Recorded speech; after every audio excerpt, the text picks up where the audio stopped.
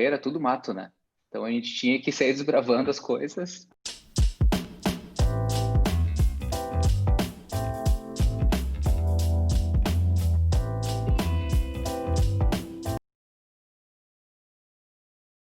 Um dos maiores, um dos grandiosos líderes da área de testes aí para nós, que vai compartilhar um pouco para nós como é que foi isso aí, como é que era. Cara, como é que era a área de testes, Elias? Eu vou já deixar essa bola para você. Como é que era a área de testes sem ter nenhum evento, sem ter nenhuma comunidade, sem ter o TDC? A gente não consegue imaginar hoje a área de testes sem o TDC, sem o GUTS lá no Rio Grande do Sul. Conta pra gente aí como é que era. Apresenta aí para você um dos maiores nomes da área de testes do Brasil.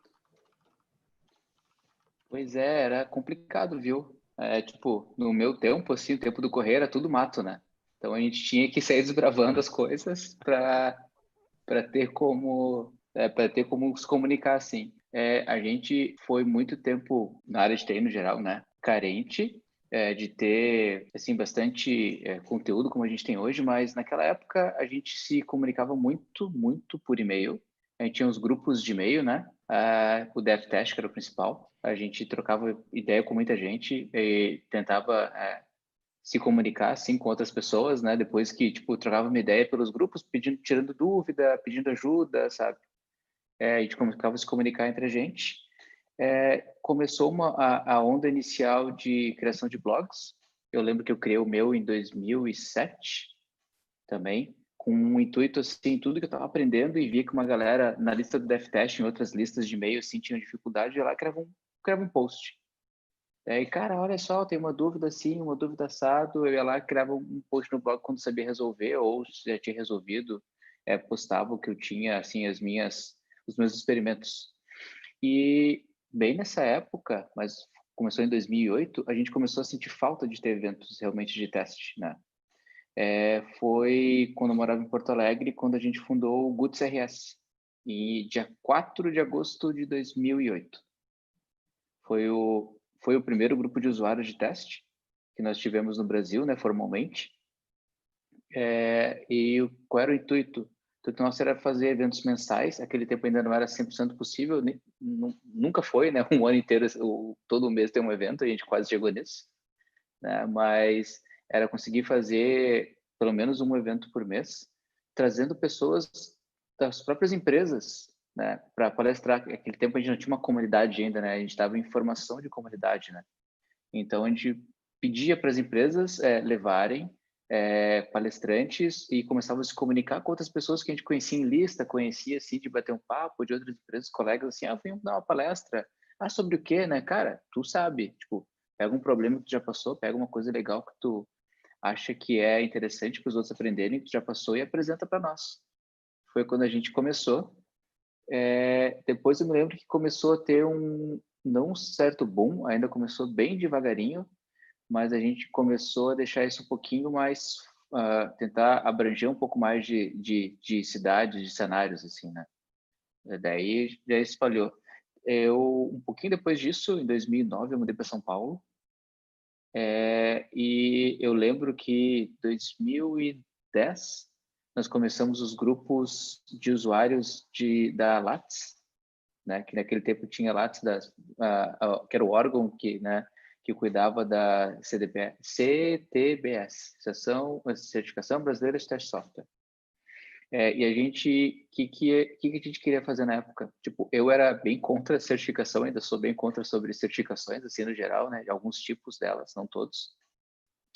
Mas eu era contra a certificação, mas era legal que era um jeito de aproximar a comunidade. Então, a gente começou a fomentar a não ter só certificação, mas ter grupos de usuários para eles poderem se reunir mensalmente e também conversarem, trocar ideias, fazer apresentações até informais. O Agapito estava naquela época com a gente, participou bastante. A gente já teve reuniões bem informais, reuniões formais, né, de palestras.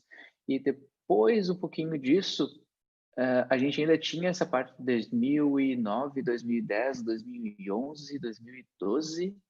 A gente ainda tinha muita questão de grupos de e-mails ainda, o DevTest era muito forte.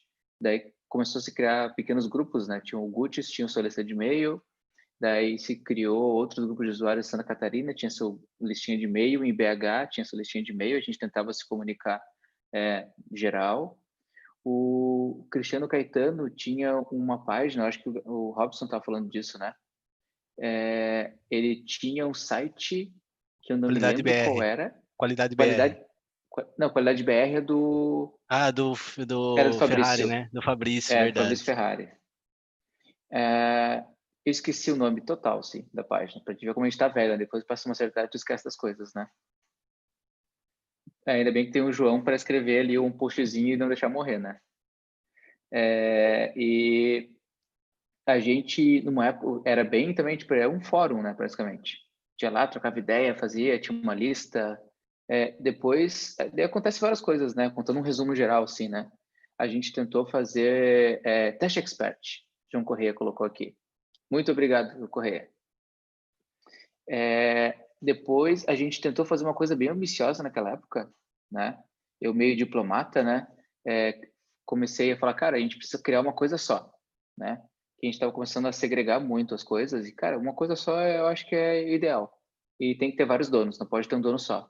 Por exemplo, a gente tinha o DF Tests, mas o DF Tests eu não lembro quem é o administrador mais, mas na época o administrador, ele não queria, tipo, largar o osso. Tipo, só eu administro, mas ninguém administra.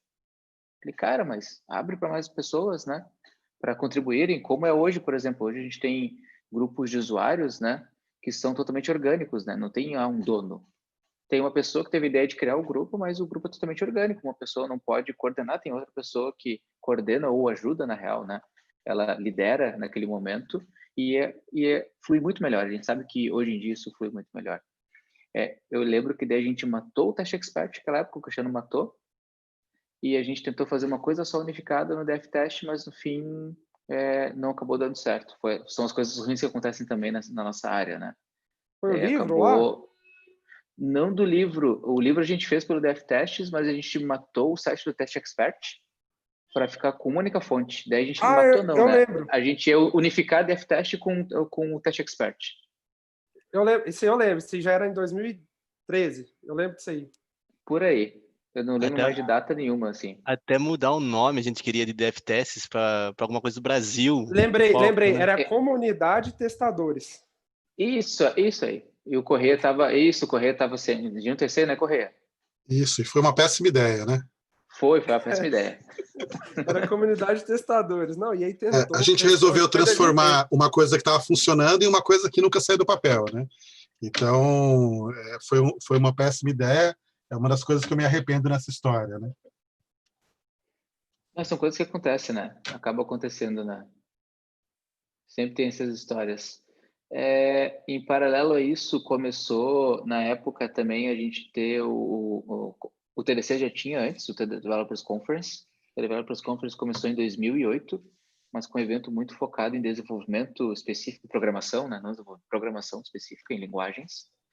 E depois foi em 2010 que daí o TDC começou a abrir o leque um pouquinho maior para outros assuntos, né, dentro do evento. Foi aí que entrou uma trilha sobre teste de software. E o mais interessante na época é que a trilha de teste de software hoje já é uma das maiores, né? Mas na época ela foi a maior por muito tempo. Em número de pessoas, sabe? Assim, qualidade de conteúdo também.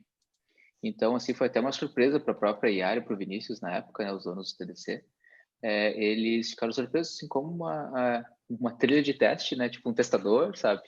Como é que consegue desbancar trilhas de Java, de outras linguagens, ou de outros assuntos que também são bem importantes, né?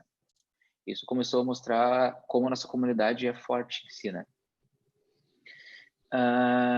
Vamos ver até aqui com onde é que foi. Depois, o que eu me lembro? Estou resumindo, né? A gente teve, pelo menos a minha visão, a gente começou lá atrás, acho que o Correia deve ter alguma outra experiência de ter criado algum grupo de usuário que eu não lembro nessa época, tá? Mas eu lembro do Guts em 2008.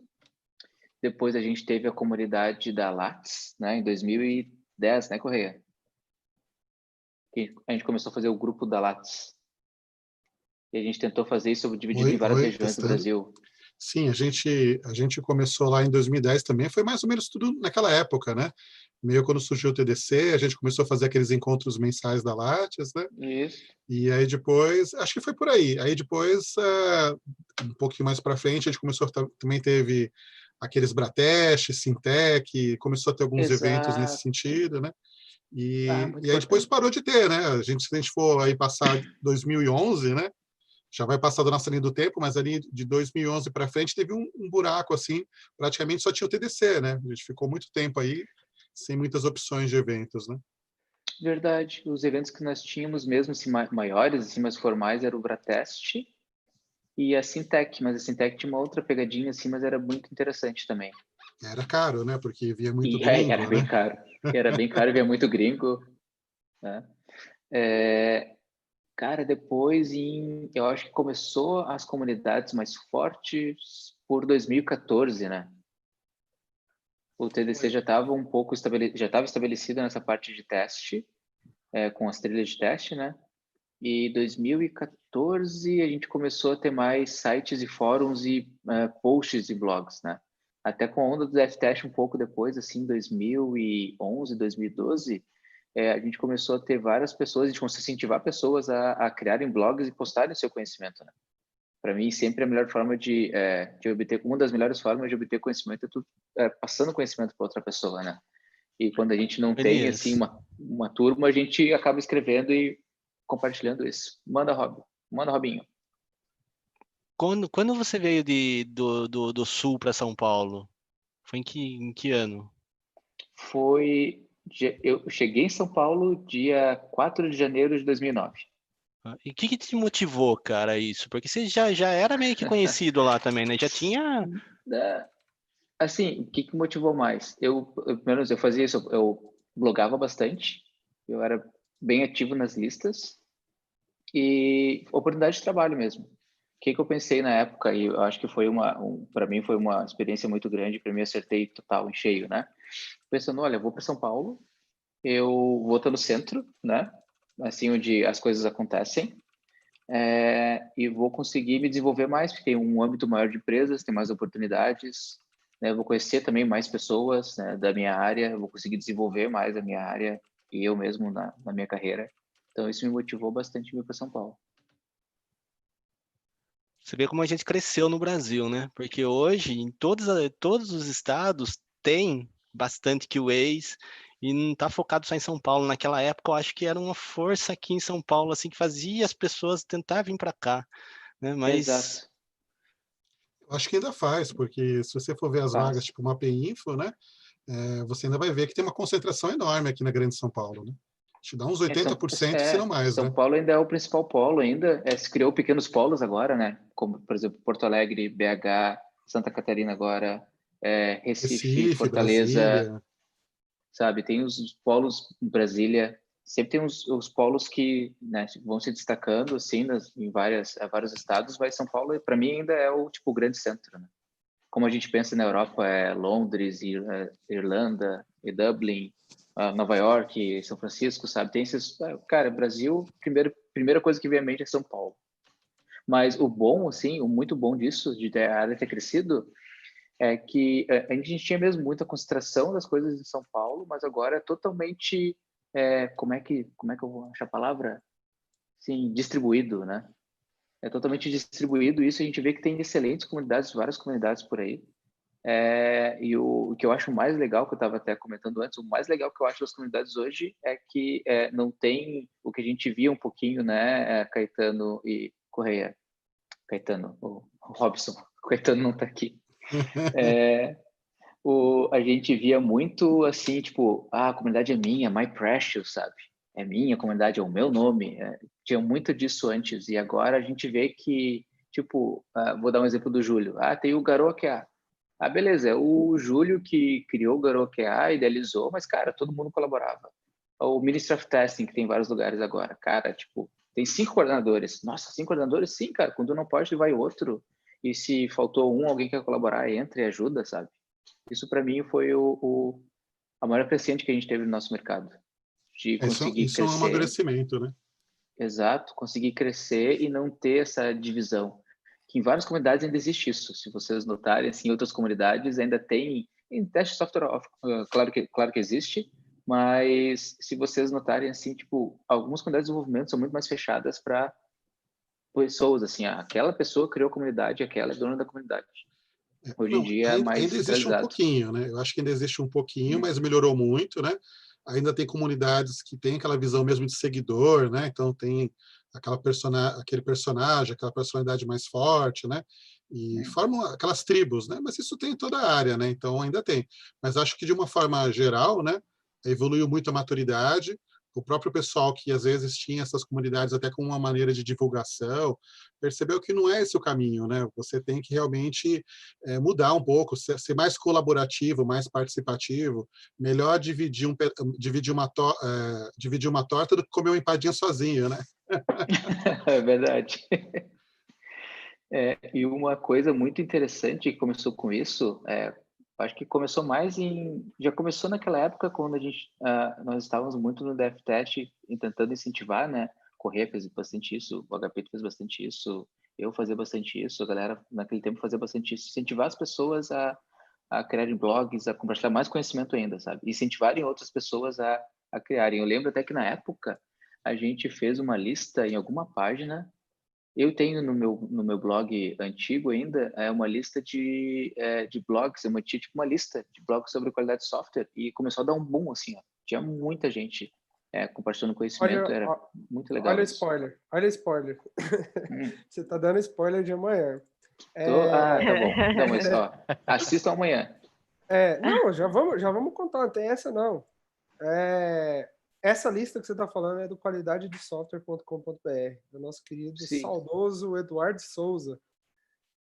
Nós vamos relançar ela, nós estamos fazendo esse evento para relançar ela, jogar lá no portal For All Tests. Vamos subir agorinha o portal For All Tests com a página de referências. E isso que você está falando aí agora, cara, é sensacional. A gente tem aqui, ó, estou compartilhando a tela aqui. Vocês falaram de vagas, realmente, ó. Vocês têm vagas. Portal, só São Paulo, São Paulo, São Paulo, São Paulo. Comunidades, a gente tem a lista de comunidades, de eventos. Então a gente vai lançar aqui agora, em primeira mão para todos, com a ideia do grande saudoso Eduardo Souza, do site qualidadedesoftware.com.br, a aba de referências. A galera que já compartilhou, que compartilha, a maioria da galera que já tá, que vai falar um pouquinho aqui hoje, amanhã e quarta. Então, a gente já tem a lista de referências, seguindo aquela lista que a gente colocou lá no LinkedIn, com todo mundo. Então, é só você chegar aqui, ver quem que é a referência, tudo isso vai ser confirmado lá no Aprendendo a Testar. Então, como a gente disse no início, é um ato histórico, né?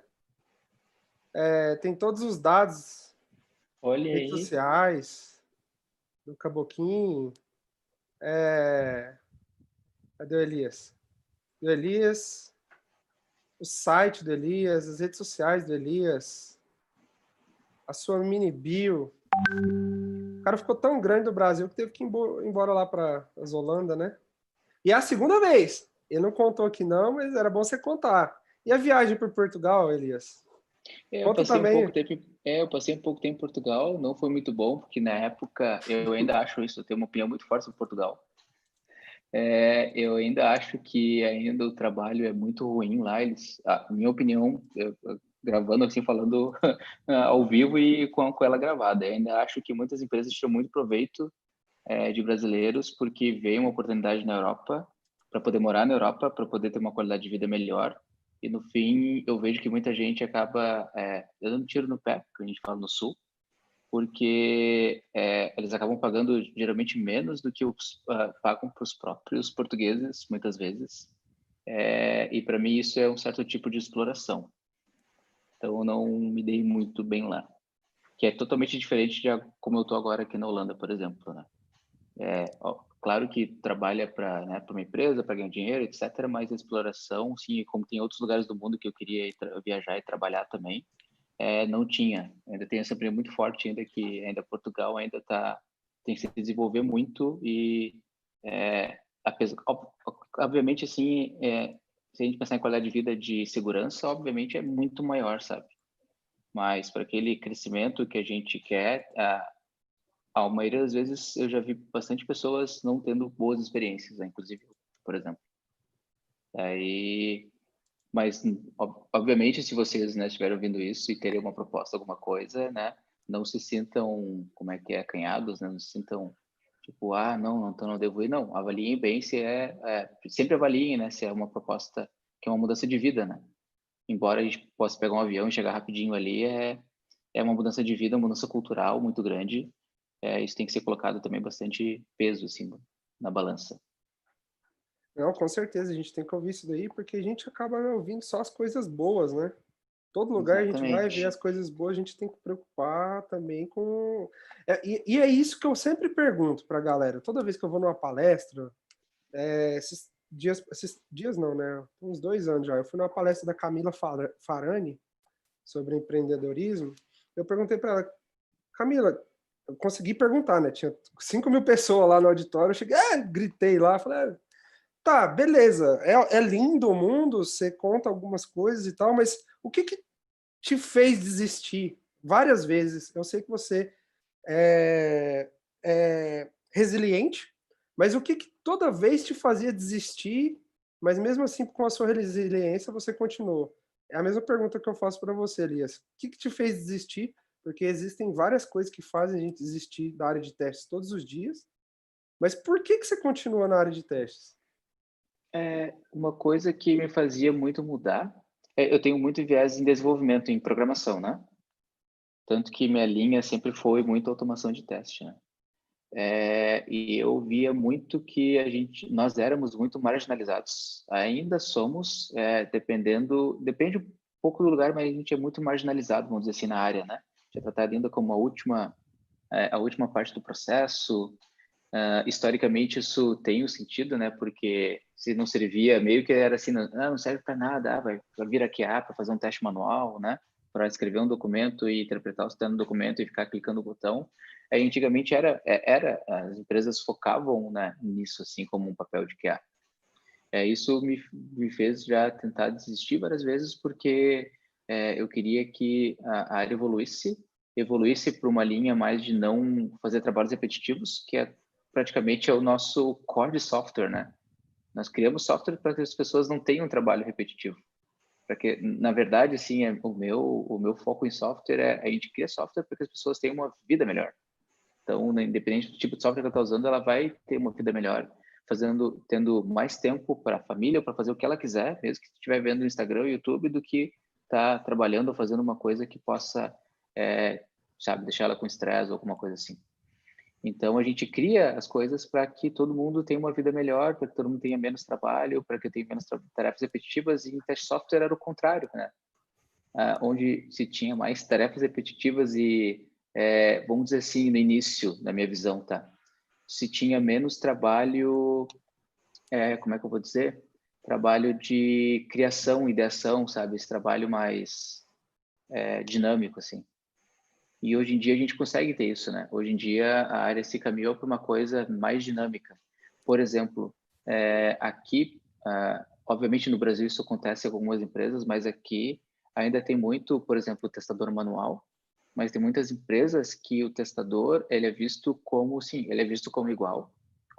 Qualquer processo, né, qualquer parte do processo de desenvolvimento de software, não vai comparar, o desenvolvedor é melhor que um QA. A questão de salários é praticamente a mesma do engenheiro de software, do engenheiro de teste, do engenheiro front-end, e algumas empresas, elas até colocam que é um pouquinho mais acima, porque ele tem que conhecer ainda de todo o processo, tem que saber de todo o processo para poder ajudar as outras pessoas nesse processo. Então, o mindset, eu acho que está crescendo bastante, eu gosto desse mindset, e foi o que não me fez desistir daí, ver que pequenas ações que a gente fez desde a criação de comunidades, de incentivar as pessoas, foram contribuindo para isso, né, no Brasil.